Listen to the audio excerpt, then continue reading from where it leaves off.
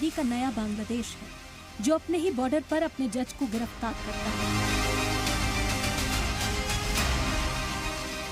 महीनों पहले इंसाफ करने वाले जजों को पत्तों के बिस्तर पर सुलाता। जो पुलिस वाले कुछ हफ्तों पहले तक सुप्रीम कोर्ट के जज को सलामी ठोकते थे, वो अब अपने ही जज का कॉलर पकड़कर पूछताछ कर रहे हैं।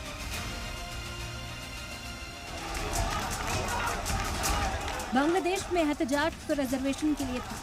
मांग थी रिजर्वेशन खत्म कर नौकरी देने की। वादा था नौजवानों के मुस्तकबिल को संवारने का।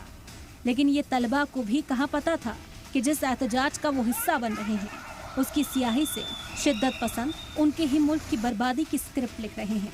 तलबा ने खून बहाया था रिजर्वेशन और नौकरी के लिए, लेकिन आंदोलन की नसों में देखते ही देखते शिद्दत पसंदी का खून दौड़ने लगा। एहतजाज ने जैसे ही शिद्दत पसंदी का चूल्हा उड़ा, सिस्टम से लड़ते लड़ते लड़ाई सेकुलर ताकतों के खिलाफ शुरू हो गई। और अब हर उस आवाज को निशाना बनाया जा रहा है जिनकी सोच शिद्दत पसंदों से नहीं मिलती है। बांग्लादेश एहतजाज के दौरान भी जला, लेकिन तख्तापलट के बाद बांग्लादेश में लगी आग में पेट्रोल शिद्दत पसंदी का है, जिसकी आग ने पहले वहां के डेमोक्रेसी को तबाह किया और पूरे बांग्लादेश में सियासी अदावत की बदलापुर एक्सप्रेस दौड़ रही है। किसी भी पॉलिटिकल राइवल को बख्शा नहीं जा रहा। देश के अलग अलग बॉर्डर पर चौकसी बढ़ा दी गई है। शेख हसीना के हिमायतियों को सलाखों के पीछे भेजा जा रहा है। सेकुलर जहनियत वाले लोगों पर केस लगाए जा रहे हैं। जो भी आवाज उठा रहा है, वो आवाज हमेशा के लिए खामोश हो रही है, फिर चाहे वो जज हो या वजीर।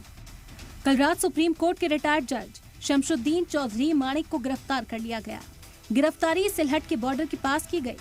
इल्जाम है कि शमशुद्दीन चौधरी माणिक बांग्लादेश छोड़कर भागने की कोशिश में थे। पुलिस वालों ने सुप्रीम कोर्ट के जज का कॉलर पकड़कर उनसे पूछताछ की। नाम जिज्ञेस करना।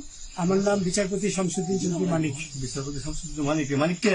আপনার সাথে কি কি ছিল এটা বলেন। আমার সাথে ছিল ব্রিটিশ পাসপোর্ট, বাংলা পাসপোর্ট, টাকা আর কয়টা ই কার্ড, डेबिट कार्ड और ई कार्ड।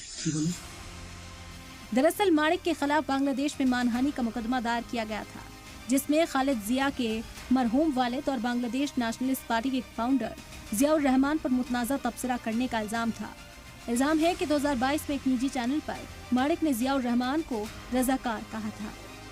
बांग्लादेश में शेख हसीना के करीबियों की गिरफ्तारी का ये पहला मामला नहीं है।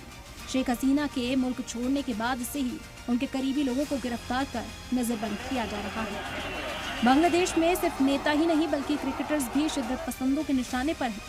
स्टार क्रिकेटर और शेख हसीना सरकार में वजीर शाकिब के खिलाफ कत्ल का केस दर्ज किया गया है। कत्ल का मामला 5 अगस्त का बताया जा रहा है, लेकिन रिपोर्ट्स के मुताबिक 5 अगस्त को शाकिब कनाडा में थे। 26 जुलाई से 9 अगस्त तक कनाडा में हुई ग्लोबल T20 लीग में शामिल हो रहे थे।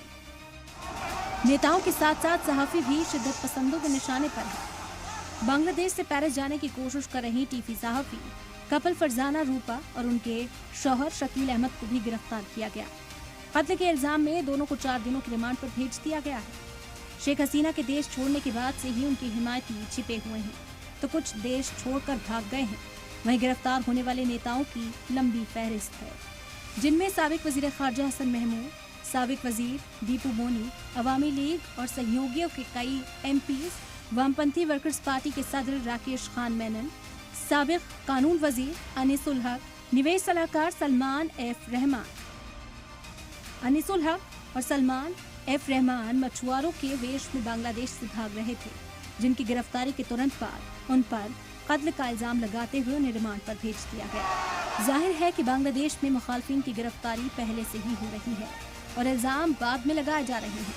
अब सवाल है कि शिद्दत पसंदी के चंगुल में फंस चुके बांग्लादेश में आखिर आगे क्या होगा। ब्यूरो रिपोर्ट, सलाम TV।